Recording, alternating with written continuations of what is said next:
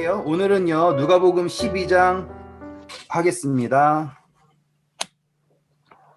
누가복음 12장에 우리가 이제 했던 내용은 뭐였냐면, 우리보다 우리를 더 잘하시는, 그래서 우리의 머리카락까지 샌다라는 것까지 했었어요. 그렇죠? 그래서 이제 우리는 그 후반부를 갈 건데요.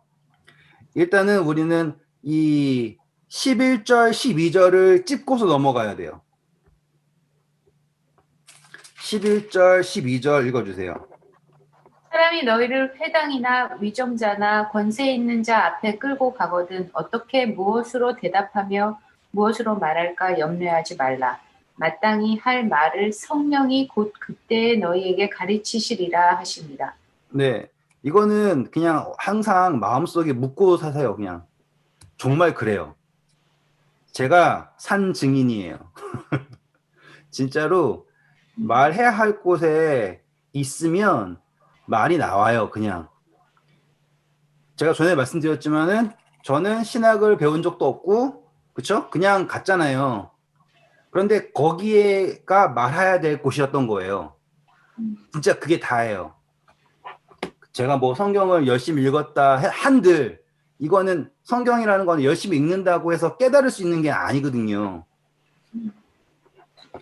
그런데 제가 딱 그 선교지에서 선교를 할 때요, 정말 신기한 게 때마다 말씀이 와요. 진짜로 누가 이제 귀에다 얘기하는 건 아니지만요, 여기에서요, 그 느낌으로 뭘 해야 될지가 나와요. 그리고 성경절이 몇 장 몇 절 이렇게는 안 나와요. 근데 그 성경절이 그냥 말로 나와요. 특별히 저는 어떻게 했냐면 통역 설교를 했잖아요. 그러니까는 제가 말하잖아요. 그럼 통역할 때 제 머릿속에서는 그게 막 떠오르는 거예요. 그러면 잠시만요. 제가 성경을 가져와서 보여드릴게요. 요만한 성경을 가지고 다녔거든요. 그러니까 요게 제가 선교할 때 가지고 다닌 거예요. 이거는 한글이에요, 한글. 조금만 더 진짜. 네. 걸어서나 보지. 이거 진짜 보이지도 않아요. 제가 보던 거가 지금 어디 있는지 모르겠는데 아무튼 이런 거예요.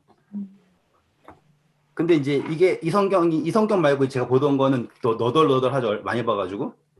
근데 그거를 제가 군대 있을 때부터 여기 이게 건빵주머니처럼 생긴 데 있잖아요. 여기에다 놓고서는요, 그냥 시도 때도 없이 읽었어요, 그거를. 그리고서는 이제 선교 갈 때도 아무 생각 없이 저것만 들고 간 거죠. 근데 아시잖아요. 제가 영어로 설교해야 되는데 그때는 영어를 정말 진짜 못했거든요. 그리고 가지고 있는 성경은 이거잖아요. 근데 그래도 된다니까요. 진짜 제가 할 수 있는 거는 몇 장 몇 절만 할 수 있어요. 그리고 몇 장 몇 절 얘기하면은 옆에 있는 애가 그걸 찾아가지고 몇 장 몇 절 읽어요. 그게 다예요. 그런데 정말 신기한 게 성경절만으로도 설교가 돼요. 그래서 읽고선 아멘 그러면 아멘 그러면 해서 이거 읽고서 아멘 그러면 아멘 이렇게 된다니까요. 그러니까 제가 그걸 경험을 한 거예요. 그리고 나서는 이게 하면서 이제 뭐라고 할까요? 이 성경 말씀의 그 뉘앙스가 느껴지기 시작해요. 예전에는 성경이라고 하는 게 그냥 되게 어려운 글자잖아요. 글자 자체가 이야기체도 아니고 뭐 그러시옵소서 막 이러면서 뭐 하지 마라 이렇게 하고 막. 그런데 이게 그전과 다른 뉘앙스가 느껴지면서 예전과는 다르게 이해가 돼요. 이게 어떤 거냐면 제가 뭔가를 말하고 있을 때 그 억양도 느껴야 되고 제가 어떤 상황에서 얘기하는 거 있고 어떠한 생각으로 말하고 있는 게 다 아셔야지 의미를 알잖아요. 이 성령이 말씀하신다라는 거를 경험을 하잖아요. 그러면 성경을 깨닫는 게 너무나 수월하게 되는 거예요. 막 막 싸잡고서 막 그렇게 해서 막 원어 찾아봐가지고 이건 이거 저 이렇게 되는 게 아니라 그냥 그런 말인 거예요. 이렇게 되는 거예요. 이거는 제가 산 증인이에요. 뭐 제가 완전할 수는 없지만 제가 경험을 해봤고 지금까지 저랑 근 1년을 했잖아요. 그 모든 게 제가 이거 하루에 한 시간씩 하는 거를 맨날 누군가가 만약에 준비를 해서 이렇게 한다 그러면 머리가 뽀개질 거죠. 그렇잖아요. 그러니까 한 시간 말한다라는 게 쉽지가 않아요. 그런데 이게 저절로 되는 거예요. 그리고 저는 그거를 믿고 그게 익숙한 거예요. 그래서 말씀을 전한다라는 게 저에게 있어서는요, 정말로 두근거리고 행복한 시간인 거예요. 왜냐하면 저는 그 순간에 나에게 말씀하시는 거를 듣는 게 익숙해요. 제가 말하는 의도를 정확하게 아셔야 돼요. 그거를 경험을 해보는 것과 경험해보지 못한 것과는요, 큰 차이가 있어요.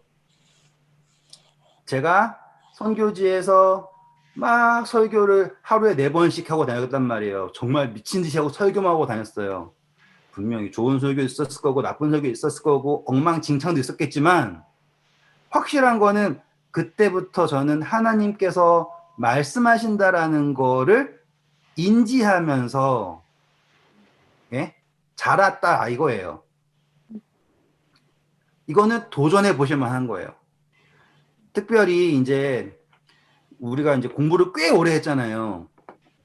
분명히 이제 생각하는 방식이라든지 기본적인 사상 틀이 이렇게 됐다라는 걸 다 아신다고요 말이에요. 이제 뭐 다르게 어떻게 더 새로운 걸 드리려면은 더 많이 가야지 되기 때문에 힘들어질 수 있지만 지금 가지고 계시고 또 이미 알고 계셨던 것들을요 좀 뭐라고 해야 될까요? 나누는 거를 시도를 하셔야 돼요. 어쩔 수 없어요.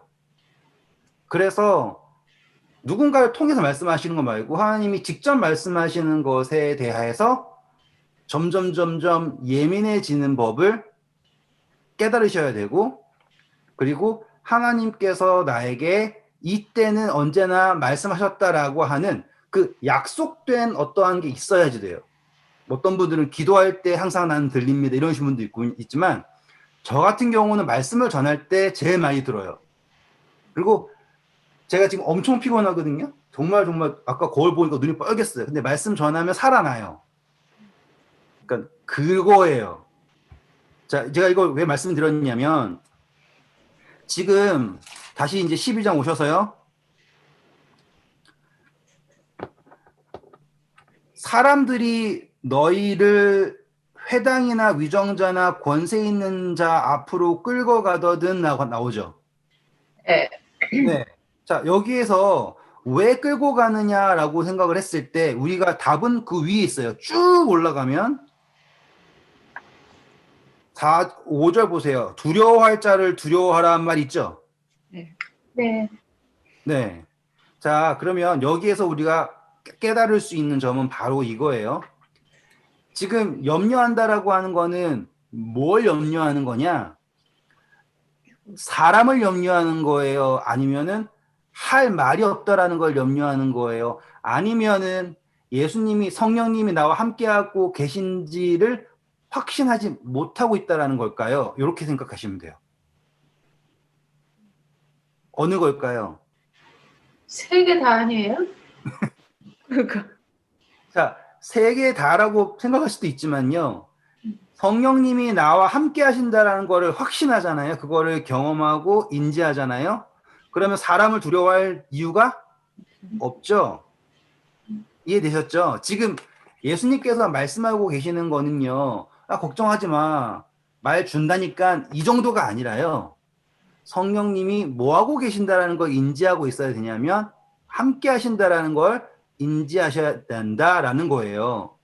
그리고 중요한 것은 사람들이 우리를 끌고 간다라고 하는 것이 마치 내가 A냐 B냐라는 거를 말하기 위해서 알게 하기 위해서 끌고 가는 게 아니라 하나님께서 누구를 나타내기 위해서 허락하셨다라고 보시면 되는 걸까요?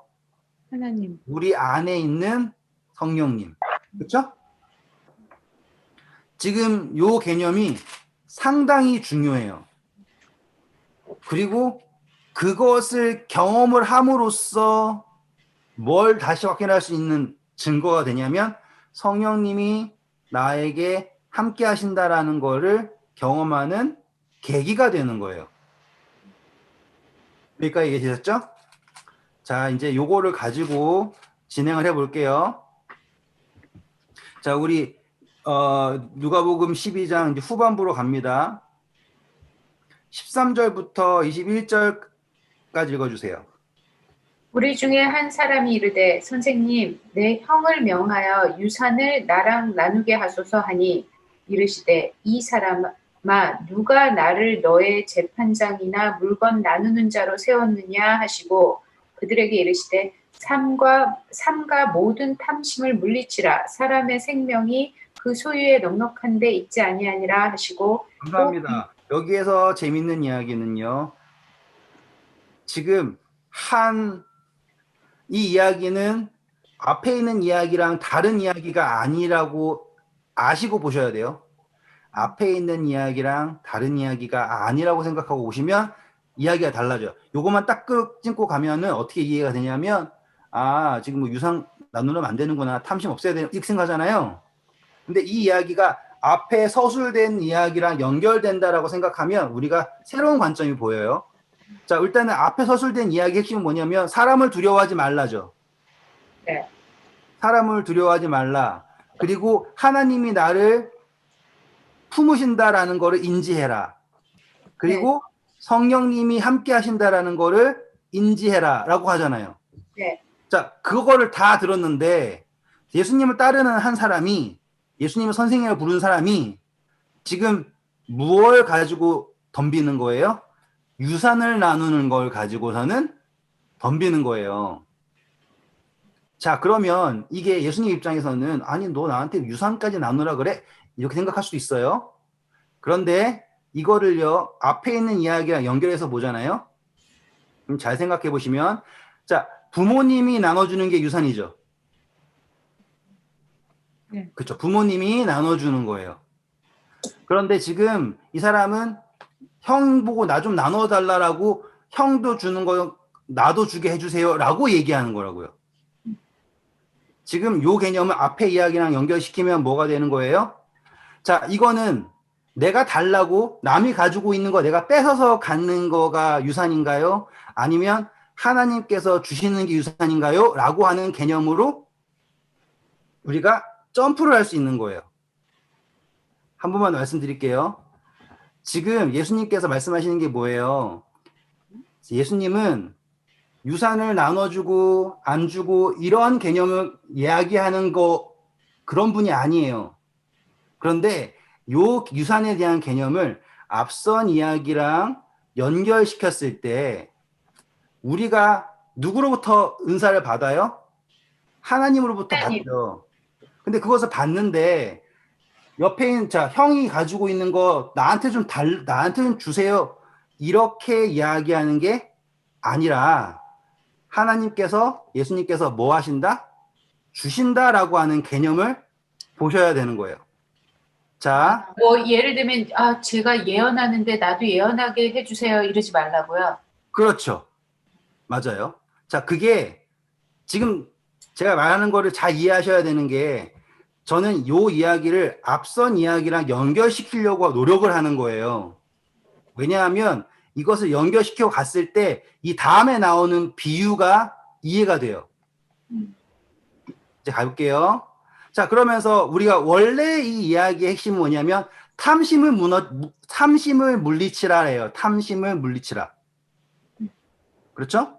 자, 그런데 이 탐심이라고 하는 게 왜 생길까요? 비교해서. 그렇죠. 그리고 또 뭐예요? 나에게 채워짐이 없다라고 생각했기 때문에 탐심이 생기는 거예요. 다시 앞선 이야기랑 비교할게요. 두려워한다라고 하는 게 뭐가 없다라는 걸까요? 성령님이 계시다라는 것, 그쵸? 예수님이 나와 함께 계시다라는 것을 인지 못했을 때 오는 게 두려움이에요. 지금 연결시켜야 돼요. 탐심도요. 제가 전에 말씀드렸잖아요. 제가 밥을 엄청나게 먹어요. 그러면 배가 부르죠. 그러면 저는 그 순간은 음식에 대한 탐심이 사라져요. 그 순간은. 제가 무슨 의도가 말씀하는지 이해하시겠죠? 자, 하나님을 안다, 성령님을 받는다, 이 개념은요, 뭐와 똑같냐면은 충족된다라고 똑같은 거예요. 따라오셨죠? 네. 네. 자, 15절, 그러면 이제 이해가 되실 거예요.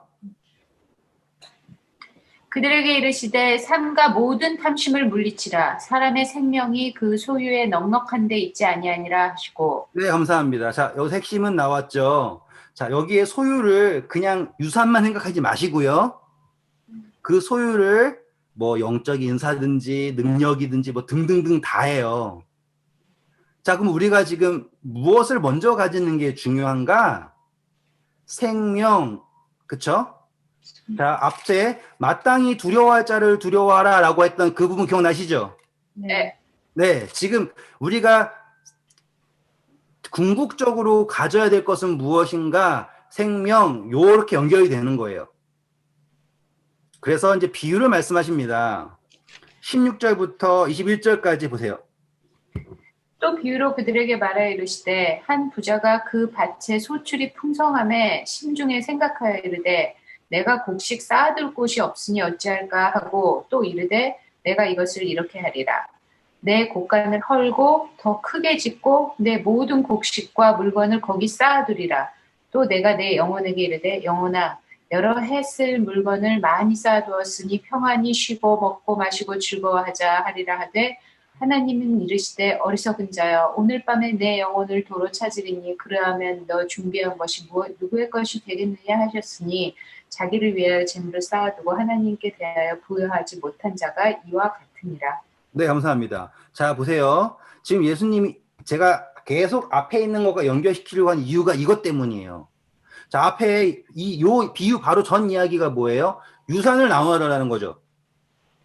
네. 유산을 나눠달라는 것과 지금 이 부자의 비유와 연결되는 점이 있나요? 예수님, 형한테 명해서 유산 좀 나눠주라고 해주세요. 라고 이야기하는 것과 부자가 열심히 재산 모으다가 죽었어요. 아, 누가 형이 싸뒀구나, 이거를. 그러니까 지금 이게 연관점이 없단 말이에요, 제 말은. 아, 그래요? 그러니까 없는데 찾으라 그러길래 또 형이 또 재물을 쌓. 그 연결점을 알기 위해서는 예수님의 의도가 물질적 재산이 아니다라고 말씀드리는 거예요, 제가. 우리가 늘 얘기할 때는 이게 우리 돈 모아서 뭐 합니까? 돈 쌓아두지 말고 뭐 하세요? 이렇게 생각하잖아요. 그런데 앞선 이야기랑 맥락을 맞추려면 예수님의 의도는 비단 물질적인 것만이 아닙니다라고 말씀드리는 거예요. 자, 지금 보시면 이 사람은요, 처음 시작할 때 비유예요.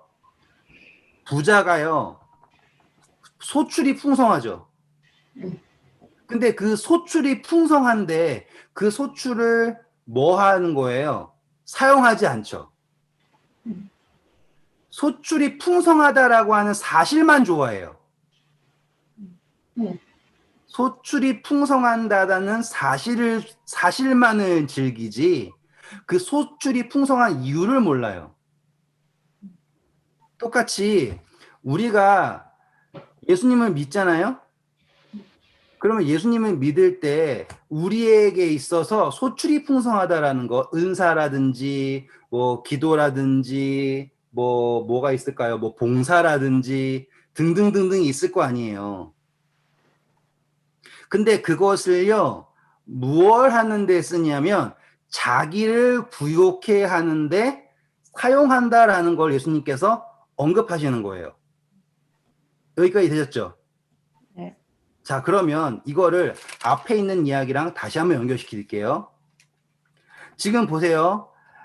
너희가 다른 사람들한테 끌려갔다, 회중에 갔다, 어디에 갔대, 뭐 하지 마라? 두려워하지 말라. 성령님께서 너에게 채워주실 것이다. 이거잖아요. 자, 근데 이 사람이 지금 소출이 풍성하죠? 네. 그러면 그 사람이 채운 거예요? 하나님이 채워주신 거예요? 하나님. 하나님이. 하나님이 채워주신 거죠. 그런데 그 하나님께 채워진 거를 이 사람은 하나님을 위해 사용하지 않았다라고 하는 거죠. 자, 그러면 요 이야기는 앞선 이야기랑 똑같아요. 지금 어떠한 동생이 와가지고는 형한테 제발 좀 준 거 나도 좀 주세요라고 얘기하잖아요. 자, 그러면 지금 무언가를 가지고 있다라는 게 중요한 건가요? 아니면 하나님의 뜻에 맞게 그거를 사용하고 있다라는 게 중요한가요? 사용하고 있는 거. 여기까지 오셨죠? 네. 지금 핵심은 무엇입니까? 얼마를 가지고 있어서 내가 그걸 가졌기 때문에 두려워하지 않는다. 이 부자가 뭐예요? 나 이제 있었으니까 앞으로 먹고 살 수 있는 두려움, 그러니까 어떻게 먹고 살아야 할지 두려움이 없다. 이해되시죠? 또 사람들이 어떻게 할지에 대해서 내가 지금 이것도 있고 저것도 있고 저것도 있으니까 걱정이 없다. 하나님 재산 가지고 있는데 저것 좀 나 좀 주세요. 그럼 내가 걱정이 없게요. 그게 아니라 예수님이라는 분, 성령님이라는 분이 있으면 나에게 그분이 뭐 하시는 분이다? 채워주시는 분이다. 남은 건 내가 지금 나에게 남은 것은 무엇이냐? 나에 대하여 부요한 것 말고 하나님에 대하여 부요한 사람이 그것이 진정으로 충족된 사람입니다라고 하는 맥락이 세워지는 거예요. 그래서 22절이 이해가 되는 거예요.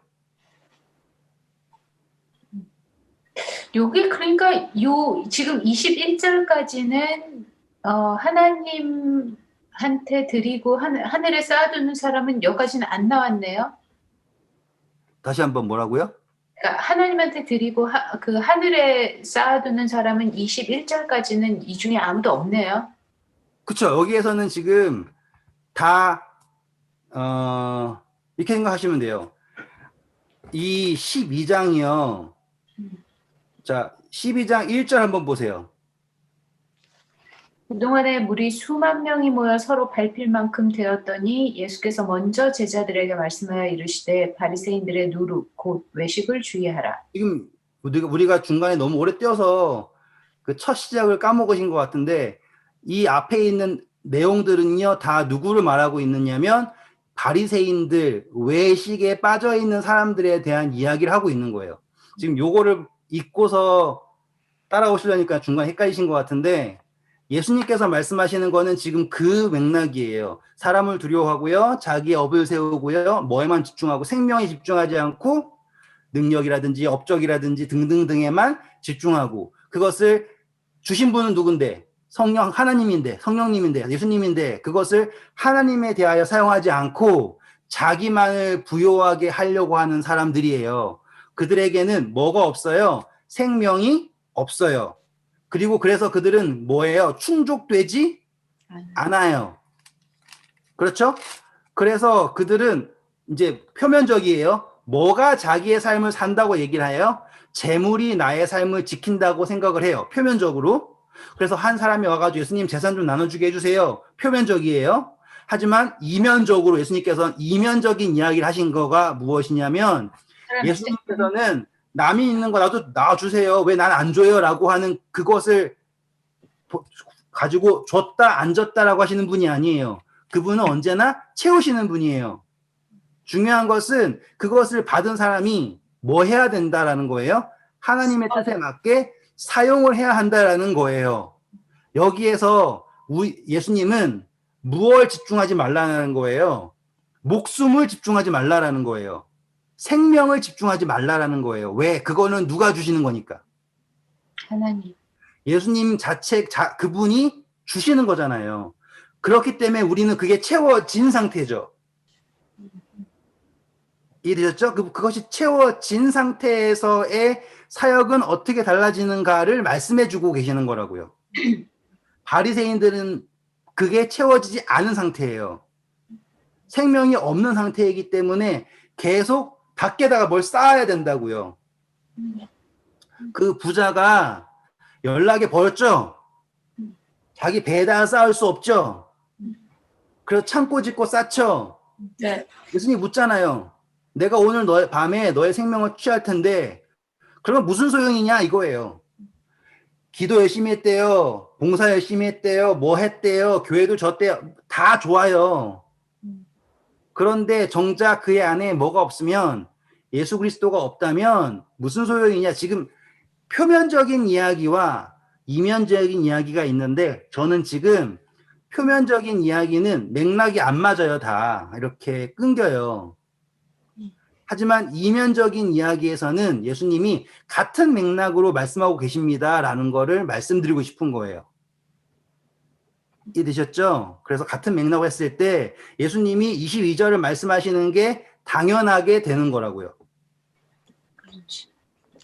읽어주세요. 제자들에게 이르시되 그러므로 내가 너희에게 이르노니 너희 목숨을 위하여 무엇을 먹을까 몸을 위하여 무엇을 입을까 염려하지 말라. 목숨이 음식보다 중하고 몸이 의복보다 중하니라. 까마귀를 생각하라. 심지도 아니하고 거두지도 아니하며 골방도 없고 창고도 없으되 하나님이 기르시나니 너희는 새보다 얼마나 더 귀하냐. 감사합니다. 제가 지금 집사님들의 표정을 보고서 한 번 더 말씀드려야 될 것 같아요. 저희가 12장을 공부하는 거는 우리 처음 하는 게 아니에요. 우리 다 마태복음에서 다 했던 거예요. 했던 건데 제가 그 서두 때 말씀했던 게 12장은요. 마태복음에서 봤던 것과 다르게 읽을 수가 있어요. 라고 말씀드렸잖아요. 왜? 자, 비교해 볼게요. 자, 마태복음 6장 가보세요.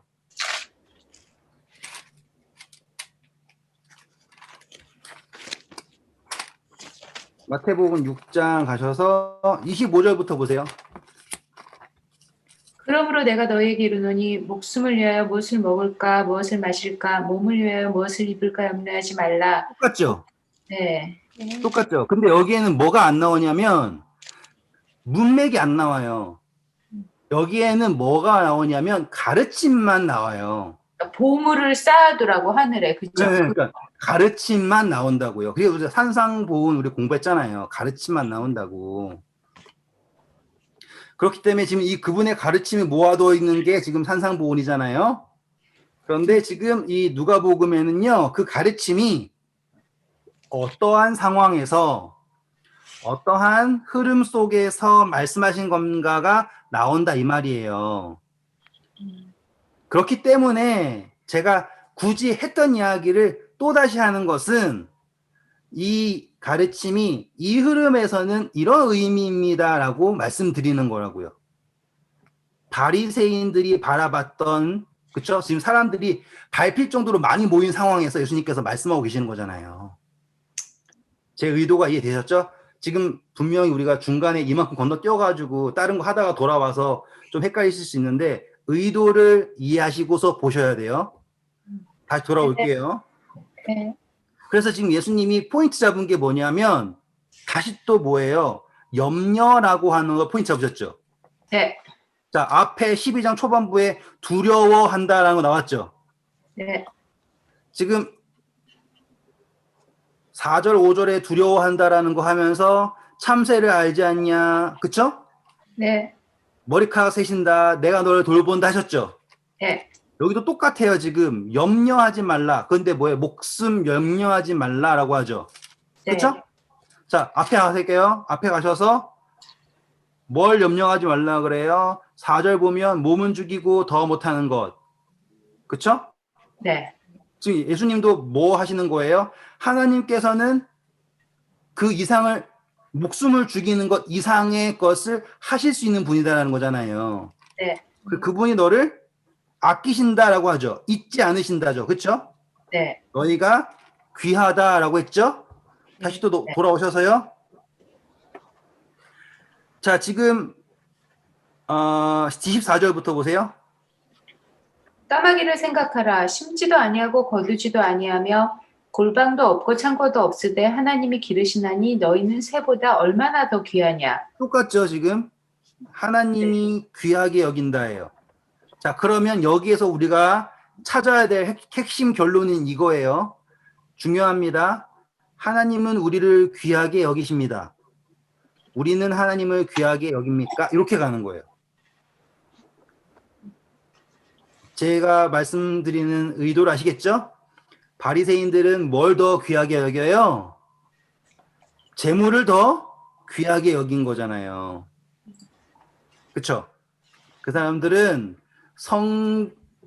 성전 예물을 향해서 맹세하면 듣고, 잠시만요.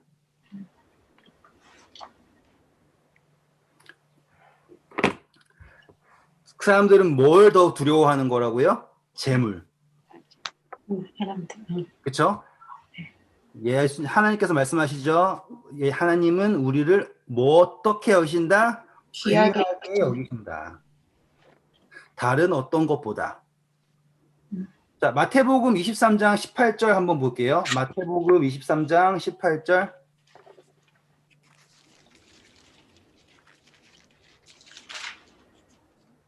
너희가 또 이르되 누구든지 제단으로 맹세하면 아무 일 없거니와 그 위에 있는 예물로 맹세하면 지킬지라 하는도다.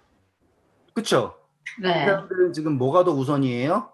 돈이 하나님이 아니죠. 네. 지금 그것이 누구에게 두려움을 준 건가? 바리새인, 하나님을 섬긴다라고 하는 바리새인들에게 무엇을 줬다고요? 은사 아니 뭐 재물. 두려움. 두려움. 네. 누가 줬어요? 두려움을 자기가 갖게 된 거예요. 그러니까. 네. 네. 지금 우리 엄청 많이 왔는데 제가 혹시라도 헷갈리실까봐 시간을 좀 더 드릴게요. 지금요, 우리는 12장의 문맥을 따라왔어요. 두려워하지 말라. 그쵸? 그리고 재물에 대한 이야기가 나왔죠. 근데 거기에서 우리는 이면적인 의미로 해서 뭘 했냐면 충족되어 있는 사람은 쌓으려고 하지 않아요. 중요한 것은 내가 뭘 하나님한테 받는다가 중요한 게 아니라, 그쵸? 그분은 언제나 나를 채우시는 분이에요. 네? 쟤한테 준 거 나도 주세요. 이게 아니에요. 그렇다고 내가 또 많이 받고 많이 받고 많이 받다 이게 아니에요. 중요한 것은 그분의 것을 내가 그분의 뜻에 맞게 사용할 수 있냐가 중요한 거예요. 지금 이게 이면의 의미예요. 그래서 지금 우리가 염려한다라고 하는 거가 뭘 염려하냐면 목숨을 염려한대요. 이 염려는 얼마나 의미 없는 염려인가? 생명이신 예수님을 믿으면서 이해됐죠? 생명을 염려한다라는 것은 의미가 없는 거. 그거는 그러니까 오류예요, 오류. 모순이에요, 모순. 맞죠? 똑같아요. 성령님이 나와 함께 하신다라는 거를 믿으면서, 그렇죠?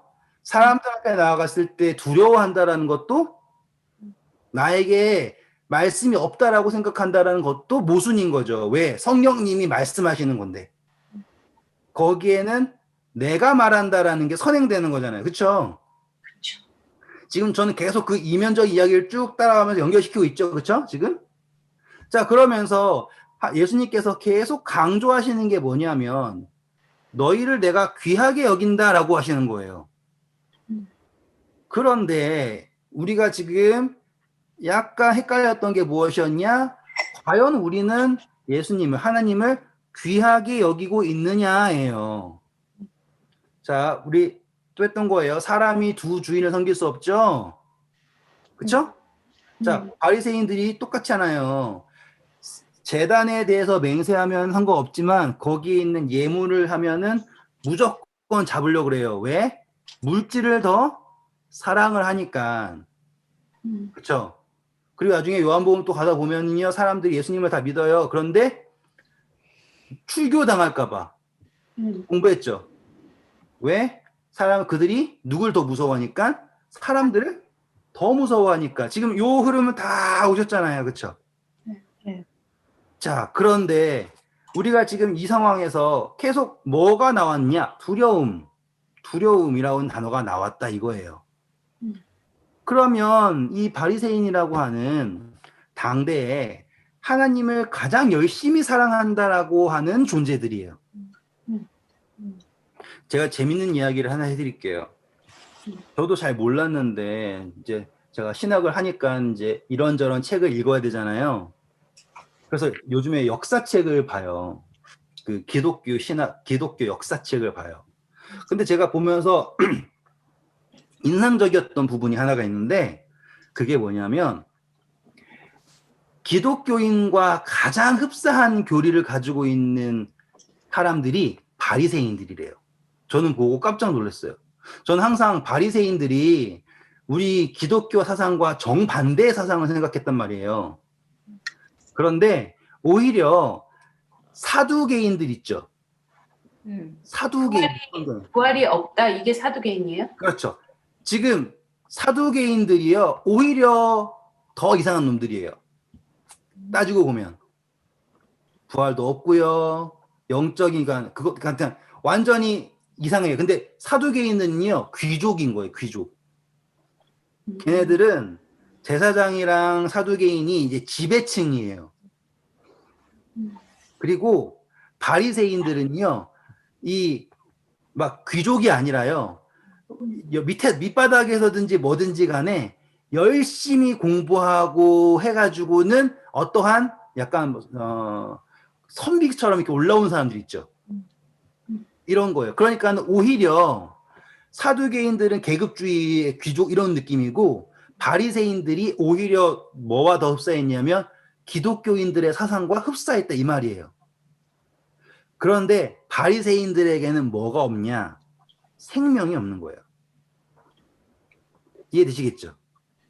바리새인들에게는 예수님이 없는 구원. 다시 말하면 뭐로요? 행함으로. 바리새인이요? 열심히 봉사하고요. 구제하고요. 전도하고요. 아시겠죠? 그 모든 것들이 초대교회에서 교인들이 하는 모든 행동이죠. 뭐 매주에 구제 뭐 하는 거 있죠? 그걸 다 이미 하고 있다 이거예요. 차이는 무엇이냐?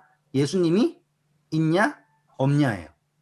자, 그런데 제가 이제 다시 이제 결론 떼보면 오늘 이 이야기의 핵심 뭐냐면 두려움이다 이거예요. 두려움. 자, 우리가 예수님을 믿는다고 따르잖아요. 그런데요, 아직 우리에게 뭐가 있는 줄 아세요? 두려움. 네. 지금 요 이야기, 성경에서 지금 두려워하지 말라는 이야기가 한두 번 나오는 게 아니에요. 어떻게 안 두려워하지? 두려운데. 네. 지금 그거가 오늘의 목적이에요. 그래서 제가 이렇게 열심히 시간을 끄는 이유가 두려움이라고 하는 게 성경에 두려워하지 말라고 하는 게 어마어마하게 많이 나와요. 그리고 왜 두려워하지 말라라고 하냐면 여기서 뭐라 그래요? 너가 귀하다고요. 너무 귀하다고요. 거기에다가 왜 귀해요? 관계가 있어서 귀하잖아요. 그런데 두려워하는 거예요. 이해되시겠죠? 그리고서는 뭘 쌓아 놓는다고요? 이 부자처럼 창고만 쌓아 놓는다 이 말이에요. 그러면 그 창고가 나에게 두려움을 제할 수 있을까요? 아니다 이 말이에요. 재림도 똑같다 이거예요. 예수 그리스도인이라고 불려지는 사람들이 예수님의 재림을 두려워한다라는 거는 말이 안 되는 거예요. 에? 예를 들어서 제 아들이 제가 밖에 나갔다 들어온다 그러는데 막 무서워하면 어때요? 그건 뭔가 많이 잘못된 거잖아요. 내가 좀 아빠가 좋긴 하지만은 아빠 좀 늦게 왔으면 좋겠어요. 좀 그만 나중에 좀 오세요. 이러면요 아빠 입장이 난처한 거 아니에요. 지금 이 이야기에서 나타나는 게 바로 그거예요. 이 두려움과 뭐 혼란과 모든 것들 있죠. 핵심은 뭐가 없냐 이거예요. 예수 그리스도가 없다 이 말이에요.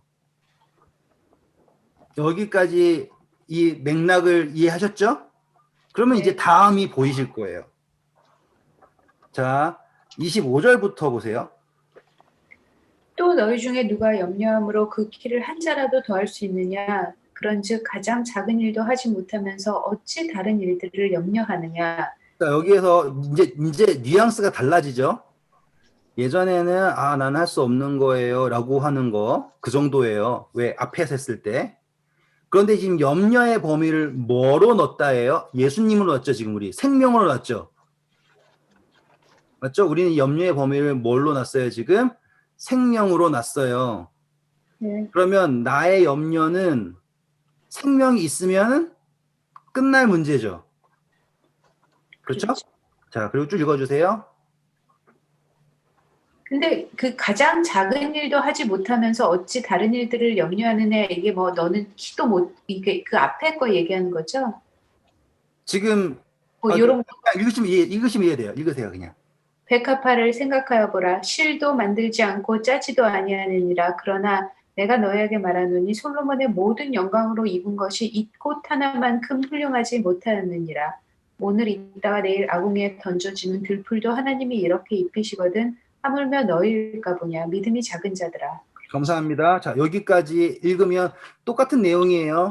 대신 네. 우리가 쌓은 건 뭐냐면 하나님께서 채우신다. 채우신 것은 무엇인가? 생명이다. 이거예요. 네. 그리고 여기에서 백합화를 보시면 이제 이니일사님이 가지고 있던 문제의 답이 나와요. 백합화는 스스로 내가 예쁘다 안 예쁘다 고민할까요?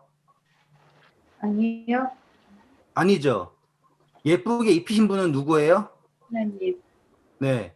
이니일사님은 누가 입히신 거예요? 하나님. 누구에게 입으면 되는 거죠? 하나님. 네. 끝이에요. 음. 지금 제리매라는 그 단어가 막 두려움을 오는 이유 뭔지 아세요? 내 스스로가 다른 사람에게 예뻐 보이려고 하는 거예요. 그게 두려운 거예요. 하지만 들의 백합화를 봐라. 오늘 있다가 내일 아궁이에 던져진대요. 예? 그런데 너는 예쁘다 그러지 이거예요. 누가 입혔으니까. 하나님이 입히셨으니까. 솔로몬이라고 하는 지혜의 왕이요. 그 모든 것을 다 가지고 스스로 입힌 것보다 예쁘대요. 다시 말하면 하나님이 이쁘다고 한 건 이쁜 거래요. 누가 그리스도의 사랑에서 우리를 끊으리요? 이 이야기 기억나시죠? 환란이나 적신이나 등장르르르 하잖아요. 지금 어떻게 하면 안 두려워할 수 있죠? 라고 하는 거가 패러다임의 전환이 와야 되는 거예요. 지금 우리는 내가 나를 보거나 아닌 남이 나를 보는 거를 어떻게 보는 거를 보는 게 아니라 그렇죠. 그게 맞아. 그 말이 맞아. 이제 뉘앙스가 잡히시죠? 이제 이 문맥으로 보니까 저도 이야기하면서 똑같은 이제 교훈을 받죠. 제가 얼마나 요즘에 눈치를 보는지 안 보고 싶지만 이해되시겠죠? 그거예요. 근데 확정적인 거예요. 하나님이 입히신 백합화는 백합화 스스로가 내가 예쁘냐 안 예쁘냐를 고민할 이유가 없어요. 그게 핵심이에요. 원희 집사님은 어떤가에 대해서 스스로 고민할 필요가 없단 말이에요. 하나님이 입히시니까. 근데 그 입히시는 걸 뭐 하면? 거절하면 자, 그게 바로 혼인잔치의 비유. 그렇죠. 거기에서 뭐가 나와요? 예복을 입은 사람이 다 입었는데 그건 뭐예요? 입혀주신 거죠. 근데 혼자서 안 입었죠. 이제 아시겠죠? 그러니까 이게 의심할 문제가 아니고 거절 안 할 문제예요. 보니까 저는 의심하는 문제라고 생각했었거든요. 그러니까 하나님이 나를 네, 거절, 맞아요. 거절 안 할 문제이고요. 고민할 필요도 없는 문제를 고민하고 있는 거예요. 그거예요, 그냥. 그러니까 그리고 때로는 이게 모스틀리 남이 나를 어떻게 보냐를 그 심판의 기준으로 많이 좀 나도 모르게 그렇죠. 내가 그 죄인이라는 거를 남들한테서 얻어내는 게 남들은 아무 말도 안 해도 나 혼자 네. 그런 맞아요. 네. 그래가지고 기도하잖아요. 하나님, 저 집사님한테는 저런 것도 줬는데 왜 나 안 주세요? 뭐 저는 그러진 않아요. 나 그런 기도 안 해요. 한 번도 안 해봤어요. 그게 이제 유산 이야기의 이면의 이야기라고요, 저는. 지금 그렇지. 그 이면을 아셔야지 이게 한 맥으로 온다라는 걸 말씀드리는 거예요. 핵심은 뭐예요? 귀하다예요. 귀하다. 그거예요. 내가 귀한지를 모르는 거예요. 그렇죠. 그래가지고 진흙에다가 진흙을 더 바르고 똥을 더 발라가지고 예뻐지려고 그런다는 건 말이 안 되잖아요. 그렇죠? 자, 이제 이해 다 하셨으니까 그 다음부터는 너무 쉬워요. 그냥 읽으시면 돼요. 이제 29절부터 읽어주세요. 너희는 무엇을 먹을까 무엇을 마실까 하여 구하지 말며 근심하지도 말라. 이 모든 것은 세상 백성들이 구하는 것이라. 너희 아버지께서는 이런 것이 너희에게 있어야 할 것을 아시느니라. 감사합니다. 자, 이거는 당연하게 이해하시죠? 네. 근데 이제 이면적인 문맥을 아셨으니까 다음 이야기도요, 다르게 보여요. 자, 그전에는요, 하나님이 나 알아서 먹여주실 거야. 그러니까 나도 채워주실 거고, 뭐 나 일 없어도 밥 주시겠지? 안 그러면 하나님 책임이야? 이렇게 하실 수 있어요. 또 그렇게 해석하는 분도 되게 많아요. 그런데요, 이거를요, 우리가 어떻게 이해하게 되냐면, 빌립보서 가셔서요,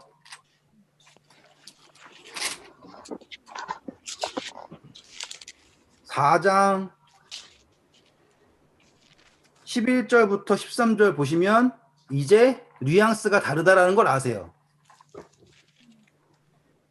내가 읽어주세요. 내가 궁핍함으로 말하는 것이 아니니라. 어떠한 형편에든지 나는 자족하기를 배웠노니 나는 비천에 처할 줄도 알고 풍부에 처할 줄도 알아. 모든 일 곧 배부름과 배고픔과 풍부와 궁핍에도 처할 줄 아는 일체의 비결을 배웠노라. 내게 능력 주시는 자 안에서 내가 모든 것을 할 수 있는 자. 이제 뉘앙스를 아시겠어요? 네. 사도 바울이 그렇게 하나님이 축복을 많이 받았는데 배가 고팠다는 거죠? 네. 그리고 나중에 공부하시다 보면은 태형도 당하고요, 옥에도 잡히고요, 배도 난파당하고요, 뱀한테도 물리고요, 별의별 안 좋은 일을 다 당했어요. 네. 자, 그러면 하나님께서 채워주지 않으신 건가요? 아니잖아요. 네. 근데 이 사람은 뭐라고 얘기합니까? 일체의 비결을 배웠대잖아요. 그게 뭐예요? 예수 그리스도. 내게 능력 주시는 자 안에서 내가 I can do all things in Christ 해가지고 막, 야, 너 대학도 갈 수 있어. 너 시험도 합격할 수 있어. 뭐 이런 느낌, 항상 막 좋은 것만 막 얘기하잖아요. 네. 너한테 없던, 너 머리가 그렇게 돌머리지만 나 더 똑똑해질 거야. 이렇게 한단 말이에요. 그게 아니에요. 내게 능력 주신 자 안에서 모든 걸 할 수 있다라고 하는 건요. 내가 어떠한 상황에 처해든지 자족할 수 있어요. 왜? 내 안에 아시겠죠? 염려가 없는 거예요. 채워져 있단 말이에요. 바울은 그 일체의 비결을 깨달은 거죠. 하나님이 나한테 이걸 안 줘가지고 내가 지금 이 모양 이 꼴하기 선이에요. 나한테 그런 다른 사람한테 저런 축복 줬지만 나한테는 그게 안 줬으니까 내가 이 상황에서 어떻게 더 믿습니까? 너 너무 힘들잖아요. 이렇게 바라보는 거가 아닌 거예요. 더 이상. 기복신앙. 맞아요. 왜냐하면 백합화를 생각하여 보라 그러고 너희가 뭐 귀하다 뭐 이러면 그렇게 해석을 여태까지 항상 질문이 내가 아까 얘기하려고 그랬어요. 아프리카 사람들은 안 귀하나요? 이 질문이 꼭 나와요. 예. 이렇게 그러니까 내일 무엇을 먹을까 염려하지 말라 이러면 그 질문은 항상 있어요. 네. 그러니까 근데 요렇게 그러니까 이 말씀이 이렇게 들어오면 그것도 그런 거잖아요, 그죠? 네, 지금 정확하게 보셨어요. 이제 아주 수준이 올라가셔서 이제 표면적 이야기 너머의 것을 보실 수 있게 된 거예요. 이제 이게 되면은 뭐가 되냐면 하나님의 공평하심이라는 게 보여요. 공평하심이라는 게 보이는 거예요. 그러니까 어느 순간에 있든지 그분의 공평하심이라는 게 보이기 시작해요. 그게 아직 안 보이면은 덜 된 거구나, 그러면. 그러니까 더 하시는 거죠. 그러니까 그걸 깨달은 거예요. 사도 바울은 그걸 안 거잖아요. 그래서 그에게 뭐가 있는 거예요? 자족이 있는 거예요. 그리고 그는 자기에 대하여 부자가 였죠. 원래 바리새인이었으니까. 그쵸? 그래, 어릴 때부터 그 유대인의 도에 미쳐가지고 막 했다 그러잖아요. 그런데 이제는 누구에 대하여 부요하게 된 거예요? 나눠주. 하나님에 대하여 부요하게 된 케이스가 바로 이 바울인 거예요. 지금 완전히 이 12장의 이야기가 한 맥락이라는 게 느껴지기 시작하죠, 이제? 네. 지금 예수님께서 말씀하시는 게 그거예요. 너에게 이런 것이 필요하다는 거를 누가 더 잘 아신다? 하나님이 더 잘 아신다. 그래가지고 너 돈 필요하면 돈 더 줄게. 이게 아니다 이거예요. 근데 이제 하나님은 너가 필요한 거 다 아시는데 문제는 내가 그게 필요한지 모르는 거네요, 그러면. 그것도 맞는 말이죠. 네, 나도 필요해야 되는데. 네. 그래서 하나님의 다시 말하면 인샬라 막 이러면서 막 하나님의 뜻이 어쩌고 하잖아요. 그냥 모든 게 다 인샬라 인샬라 인샬라 하는 사람들이 있어요. 막 뭐 사고가 나도 인샬라, 뭐 도둑 맞아도 인샬라, 뭐 잘해도 인샬라 막 이런 게 있단 말이에요. 지금 그런 개념이 아니에요. 이 자족한다라고 하는 거는요. 이 바울이 포로 잡혀가, 그러니까 나중에 사도행전도 제가 역사 잘 공부를 못해가지고 사도행전을 정확하게 잘 풀지 못하지만 사도행전을 공부하다 보면 사도 바울이 뭐 옥에도 갇혀가고 뭐 포로 수용도 되고 하잖아요. 배도 좌초되고 하잖아요. 하지만 그 순간마다 사도 바울은 뭘 깨달아요? 하나님의 뜻을 깨닫잖아요. 이해되셨죠? 그 깨닫지 못한 상태로 덮어놓고서는 하나님의 뜻이야 던져버리는 게 아니라요.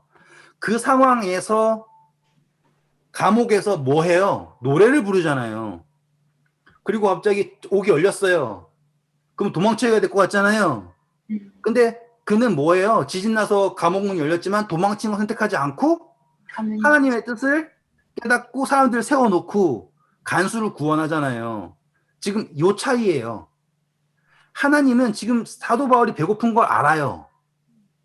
사도 바울이 따뜻한 데서 등 따시게 손입을 덮고 자고 싶은 거 아셔요. 하지만 사도 바울이 누구의 뜻을 깨달을 수 있는 사람이라는 걸 또 아시는 거예요? 하나님의 뜻을 깨달을 수 있다는 걸 또 아세요. 왜? 그 안에 누가 있으니까? 성령님이 계시니까. 이제 차이가 느껴지시죠? 자, 그래서 31절이 되는 거죠. 다만 너희는 그의 나라를 구하라. 그리하면 이런 것들을 너희에게 더하시리라. 네. 자, 이제 내가 나를 위하여 부요한 것이 아니라 누구를 위하여 부요한 것? 하나님. 그렇죠. 그의 나라와 그의 의를 구하라. 자, 그 다음부터 읽어주세요. 적은 무리여 무서워 말라. 너희 아버지께서 그 나라를 너희에게 주시기를 기뻐하시느니라. 너희 소유를 팔아 구제하여 낡아지지 아니하는 배낭을 만들라. 곧 하늘에 둔 바 다함이 없는 보물이니 거기는 도둑도 가까이 하는 일이 없고 좀도 먹는 일이 없느니라. 너희 보물이 있는 곳에는 너희 마음도 있느니라. 감사합니다. 자, 여기에서 제가 이제 마지막으로 짚고 넘어가야 될 부분이 있어요. 32절 보세요. 적은 무리여 무서워 네. 말라. 제가 지금 뭘 말하고 싶은지 이해하실 거예요. 적은 무리여 두려워하지 말라라고 하죠. 네. 자, 12장 초반부의 시작은 뭐예요? 수만 명이 모여서 밝히려고 그래요. 그렇죠. 그런데 예수님이 이제 이 사람들 앞에서 적은 무리여라고 말씀하셨어요. 저는 여기에서 어떤 걸 느끼냐면 이거는 그냥 저희 묵상의 범위예요.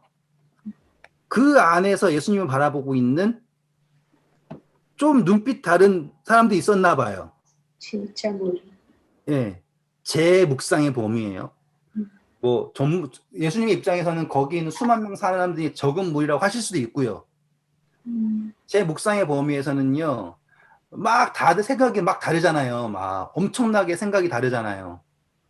근데 그런 중에도 예수님의 말씀을 깨닫고선 이제 하고 싶은 사람도 있을 거 아니에요. 그래서 그런 사람들한테 예수님이 아시죠? 땅에다가 글 쓰시면서 너희 중에 죄 없는 자가 돌로 치라 했을 때 사람들이 다 알아듣고선 가죠. 여기서 예수님도요, 적은 무리여 두려워하지 말라라고 하는 그 목소리가요, 제 입장에서는 수많은 다른 생각들이 있고, 막 난리법석 치고, 막 누구는 죽여라, 뭐 누구는 맞다, 누구는 뭐 했다라고 하는 그 상황 속에 있죠. 거기에서 예수님의 말씀을 깨닫고 들은 사람들 있죠. 저는 그들에게 하시는 정말로 진솔하고 담백한 호소라고 생각을 해요. 그리고도 저를 그 수만 명 사이에서 어느 구석에서 예수님 바라보면서 듣는 사람으로 놓고선 제가 듣잖아요. 그러면은 이니 지사님이 그럼 어떻게 해야 되나요? 뭐 먹고 사는 거 어떻게 해야 되죠? 뭔 어떻게 해야 되죠? 걱정하고요. 막 이런 생각이 있잖아요. 맞는 건 알지만 이건 힘들고 막 하지만 예수님 말씀 듣고 싶고 막 이런 상황에 제가 있단 말이에요. 근데 그러한 상황에서 예수님이 너희는 먼저 그의 나라와 그의 의를 구하라. 그리하면 이 모든 것을 너희에게 더하시리라 딱 말씀하셨어요. 그래요, 좋아요. 그런데 예수님 어떡하죠? 할 때 예수님이 적은 무리여 두려워하지 말 때 그게 저한테는 준시가라고 들린다는 거예요. 중요한 건 뭐냐면 아까 귀하다라고 했죠. 너희가 참새보다 귀하다. 백합화보다 귀하다. 근데 여기서 더 중요한 게 또 딱 나와요. 그게 뭐예요? 적은 무리여 이제는 뭐라고요? 아까 그러니까 다시 두려워, 염려, 이제 무서워 말라.